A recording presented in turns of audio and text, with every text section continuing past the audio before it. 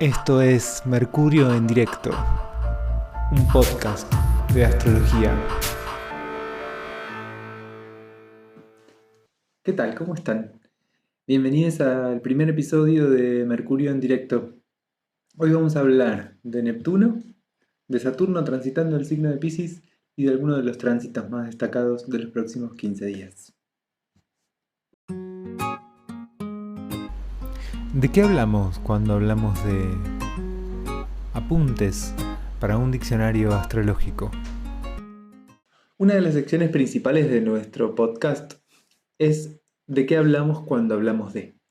A lo largo de los diferentes episodios vamos a ir trayendo distintos conceptos de astrología que se usan muy frecuentemente, como para que vayamos manejando cierto lenguaje común.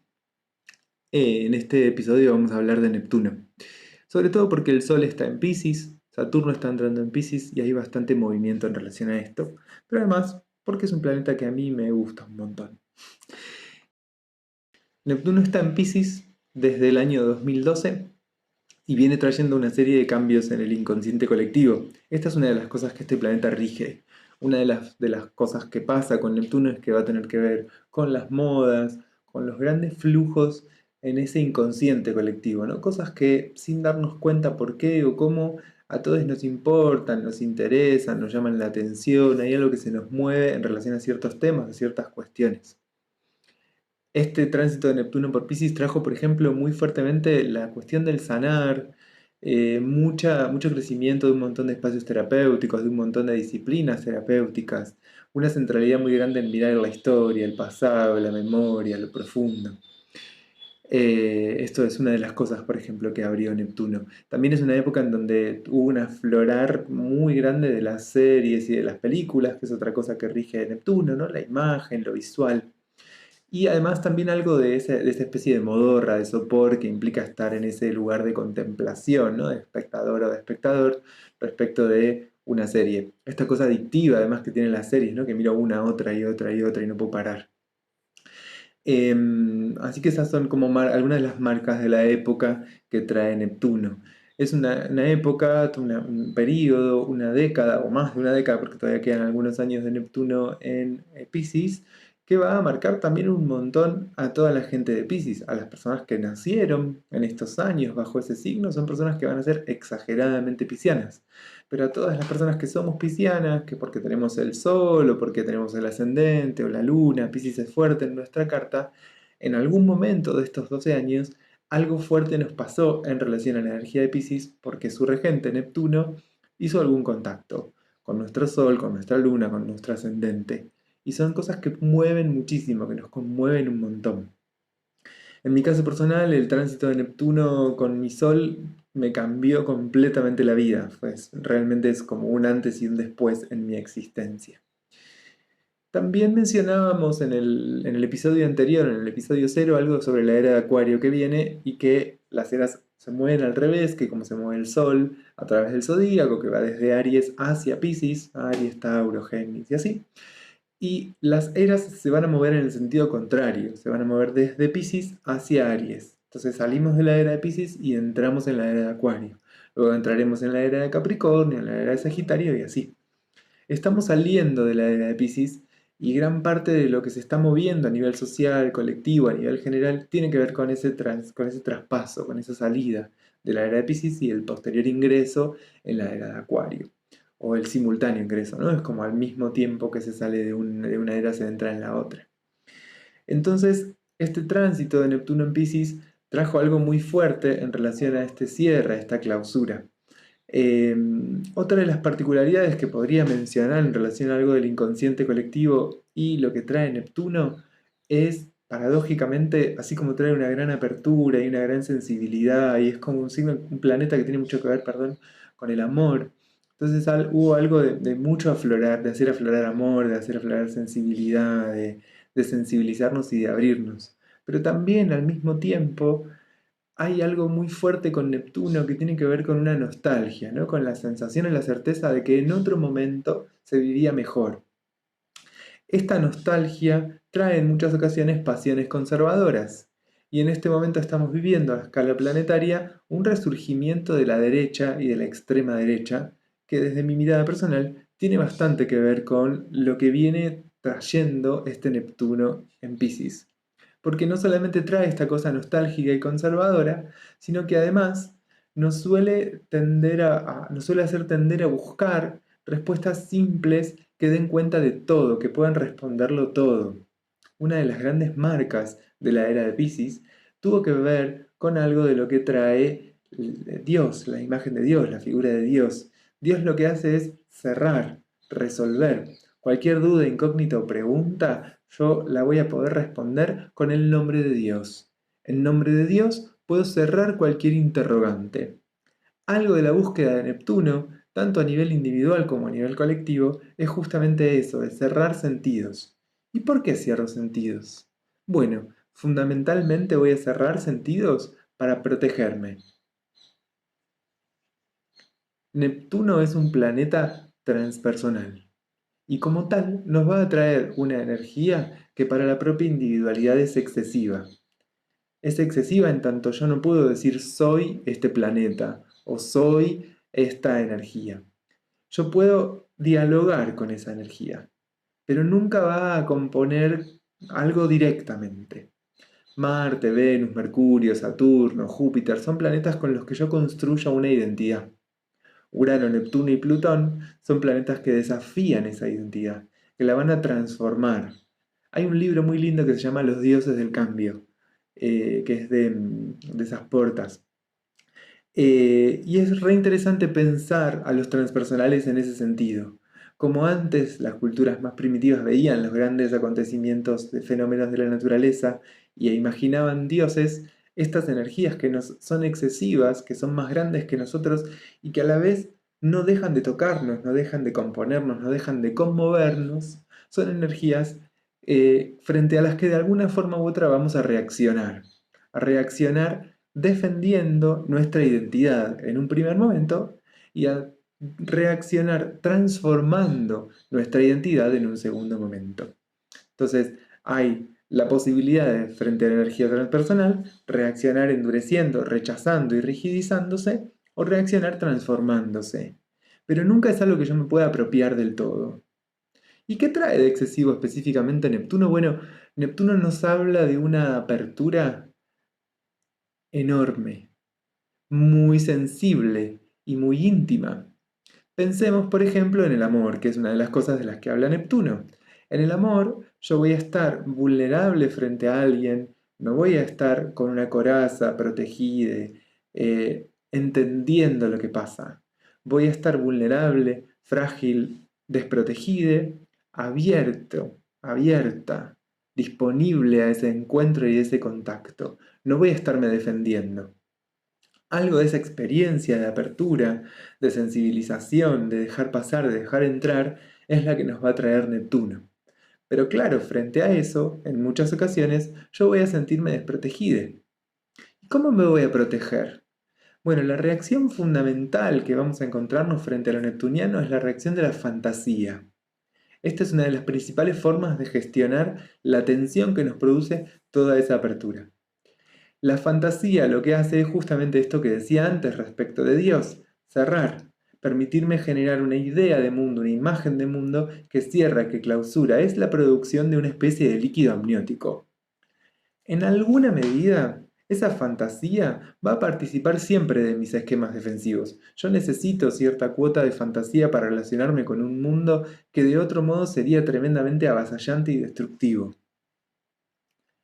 Pero cuando la cuota de fantasía con la que yo me protejo es excesiva, termina generándome una relación demasiado distante con las cosas y con lo que es. Y se va perdiendo un poco a veces el principio de realidad. Me enredo en esas fantasías me toman, como la imagen del mar, ¿no? Otra imagen muy neptuniana. Neptuno es el dios del mar. El mar que a veces nos traga y nos lleva hacia lo profundo y nos perdemos un poco de la orilla.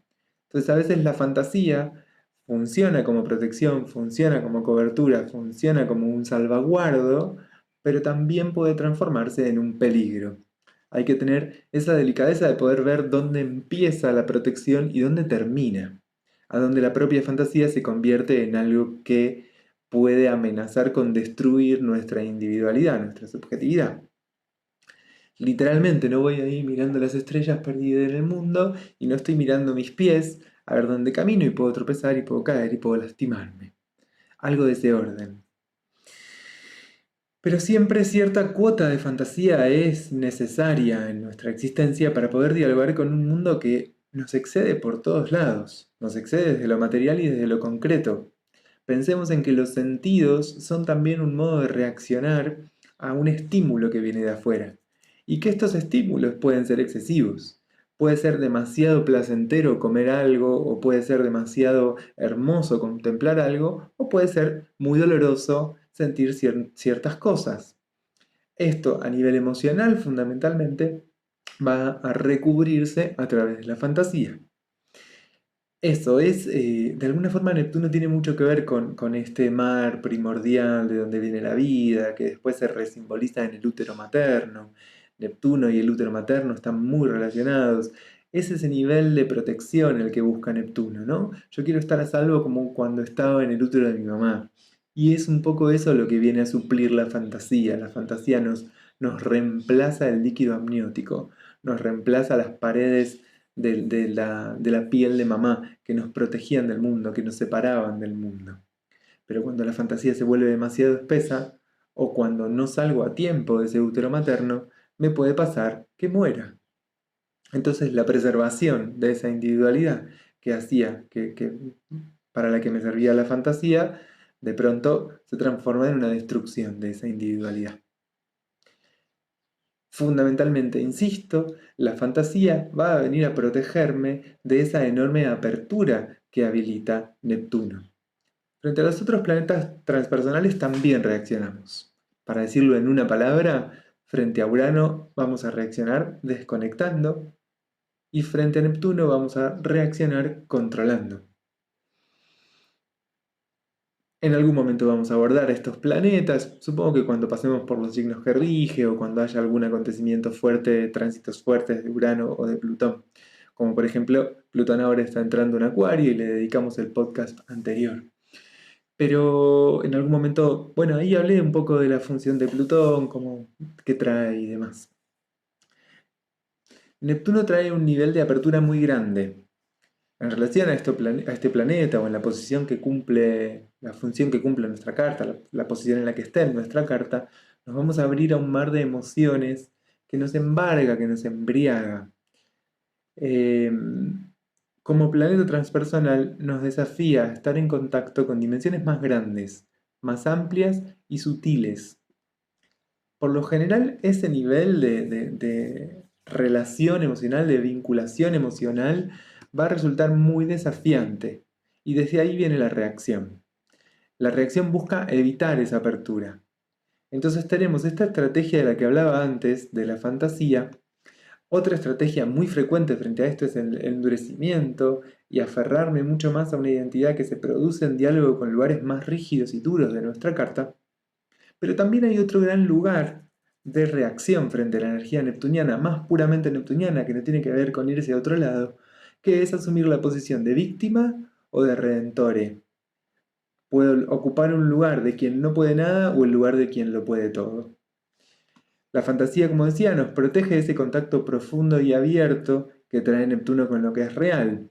Esa fantasía es a la vez una elaboración muy personal.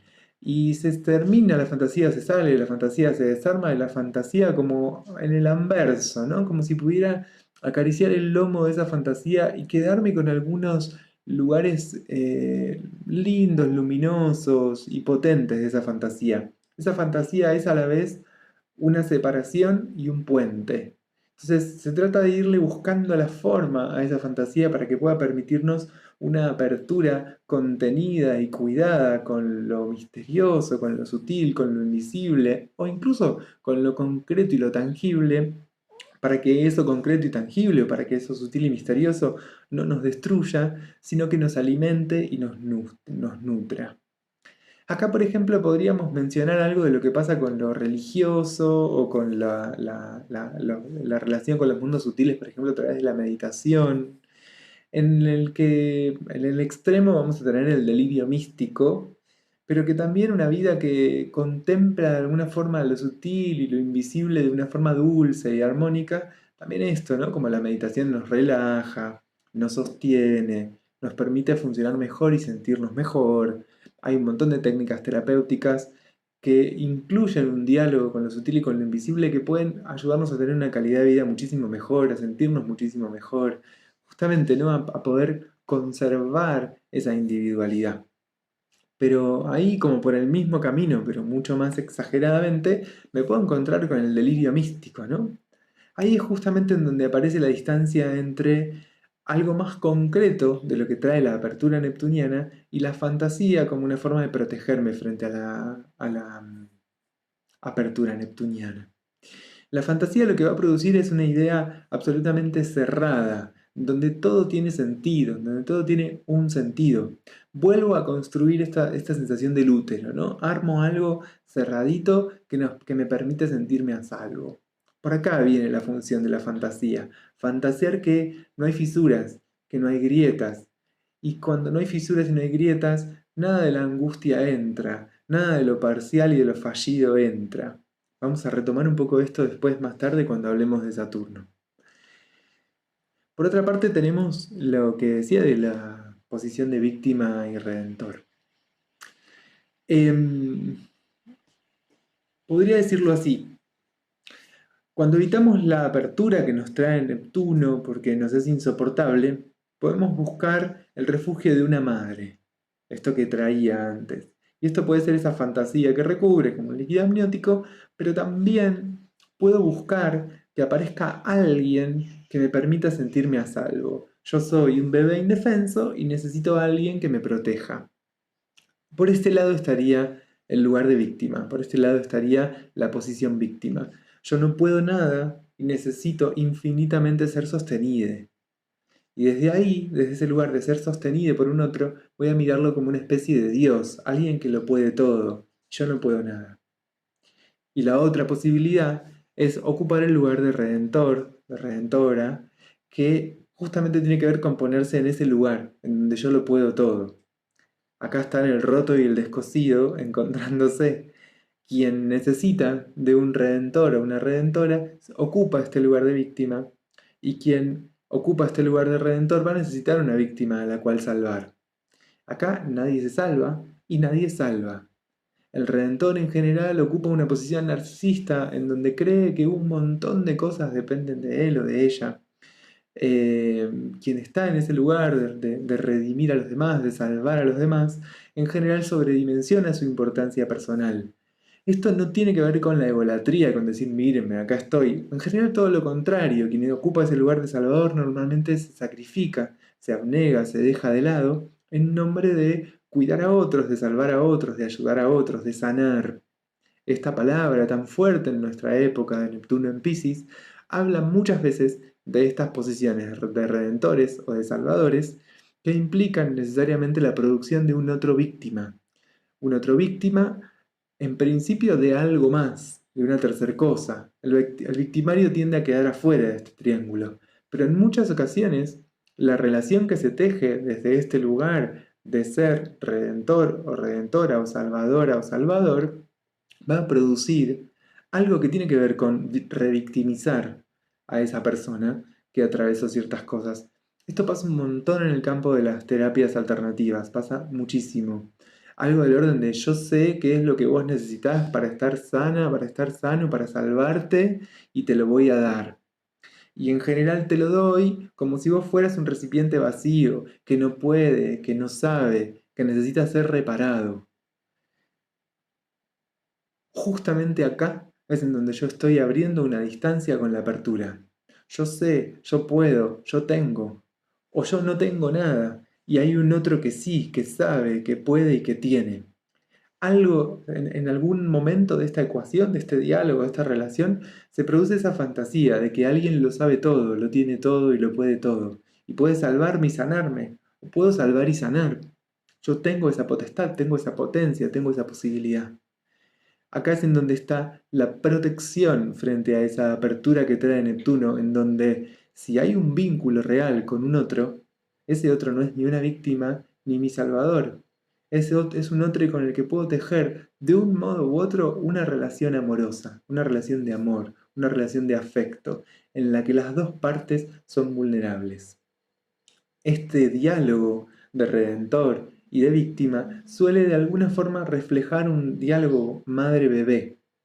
Eso es un poco el momento al que muchas veces va a volver a llevarnos Neptuno, a ese momento en donde éramos un feto o en donde éramos una bebé en brazos de mamá desprotegida y desvalida.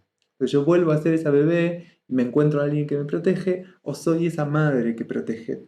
En cualquier caso ahí Neptuno lo que nos va la reacción que vamos a tener frente a lo neptuniano es la de restituir a esa madre que me protege del misterio, que me protege de todo eso excesivo, con lo que no sé cómo protegerme y cómo defenderme.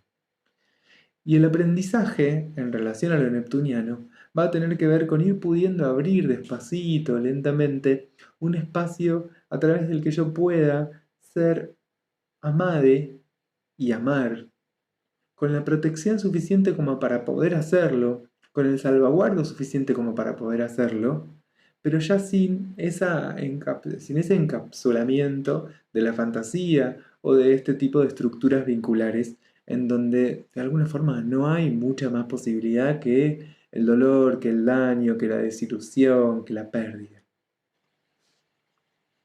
Algo que también es interesante trabajar cuando pensamos en Neptuno es algo de lo que pasa con la bondad.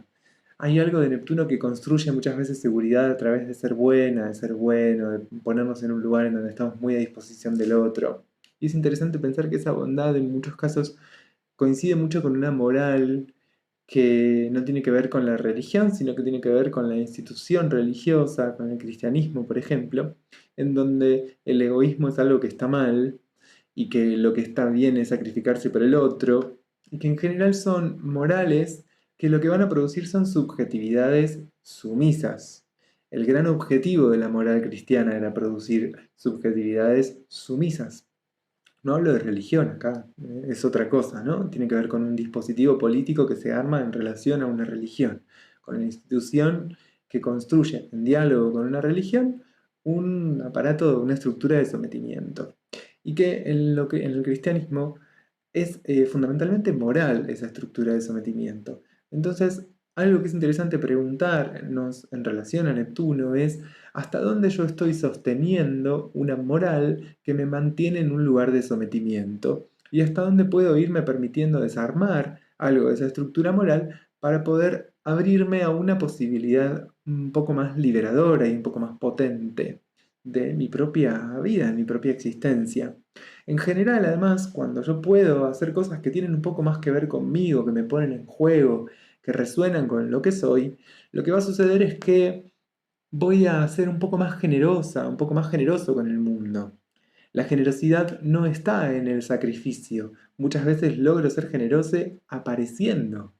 Cuando yo puedo realmente ponerme en juego es cuando doy algo mucho más sustancioso y mucho más valioso que cuando me quedo pegado a lo que el otro quiere, lo que el otro necesita, lo que el otro le hace falta. Esta es una trampa interesante de Neptuno, que muchas veces también voy a protegerme de todo lo conmovedora que puede ser la energía neptuniana, desapareciendo, borrándome, disolviéndome. Y muchas veces me voy a quedar solo con la experiencia de gozar de que el otro me tome y haga conmigo lo que quiera, y haga conmigo lo que necesita. Poder aparecer me pone en un lugar más vulnerable, más frágil, más sensible, más delicado, más endeble, pero construyendo la posibilidad de ir armándome los bordes que necesito para poder aparecer vulnerable y frágil y sin embargo a salvo, porque estar vulnerable no quiere decir ser vulnerable. Yo estoy vulnerable, pero nadie me lastima. Yo estoy vulnerable, pero puedo elaborar ciertos códigos afectivos en donde estoy a salvo. Estamos en una época en donde suele darse un poco cierta tendencia a rechazar todo encuentro íntimo, como si en principio fuera más valioso estar lo más lejos que se pueda, lo más despegado que se pueda, lo más desafectado que se pueda. Siempre me resulta, voy a criticarme a mí mismo por algo que acabo de decir, siempre me resulta muy gracioso escuchar este tipo de afirmaciones como las que acabo de hacer, ¿no? Como si hubiera un rumor de época único. Bueno, es muy neptuniano lo que acabo de hacer. Reducir, achicar, acotar, decir, en esta época pasa esto. Es como decir, los jóvenes tal cosa. Acabo de hacerlo y aprovecho que lo acabo de hacer para señalar el carácter neptuniano que tiene esto, justamente en la particularidad de achicar, de reducir, de volver algo mucho más simple, ¿no? Como decir, los adolescentes tal cosa. ¿De quién estoy hablando? ¿De qué? Hay algo que se empieza a perder de tan abierto y de tan vago y tan abstracto, termina no diciendo nada. Entonces me corrijo y voy a algo más específico que tiene que ver con que algo de las circulaciones amorosas y afectivas en nuestro tiempo está muy atravesado por un paradigma mucho más acuariano, mucho más uraniano, en donde hay cierta tendencia a una desafectación. Este lugar desafectado es un lugar en donde yo me siento más a salvo.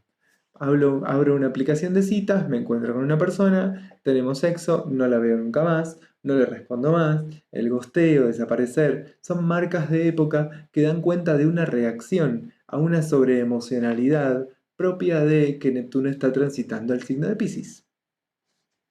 Voy a cerrar hablando un poquito de otro de los peligros que tiene Neptuno, un poco lo mencioné, que tiene que ver con este lugar del gurú, del sanador, del salvador, pero que en general algo de lo peligroso de lo neptuniano es considerar, creer, pensar que hay algo mal en mí que yo tengo que corregir, que yo tengo que sanar, que yo tengo que reparar para poder recuperar un lugar total, absoluto y completo. La gran invitación que voy a hacer en este momento es la de poder pensar que hay algo en nosotros que está lo suficientemente bien como para que estemos acá, viviendo lo que estamos viviendo y haciendo lo que estamos haciendo. Y esto no quiere decir que nos conformemos con lo que logramos, para nada. Quiere decir que si busco lo imposible, si busco una ilusión, no voy a poder encontrarme más que un fracaso y que una desilusión. Cuando empiezo a construir en diálogo con lo posible, empiezan a aparecer satisfacciones. Muchas veces buscando lo imposible, ponemos un montón de energía en cosas que son absolutamente inútiles y ajenas. Empezar a perder un poco esa fantasía de sanar, de salvarnos y de estar completos y completas, nos permite ir construyendo algo con esto parcial que podemos. Y cerrando así, doy pie a la siguiente sección de este podcast que tiene que ver con Saturno transitando el signo de Piscis.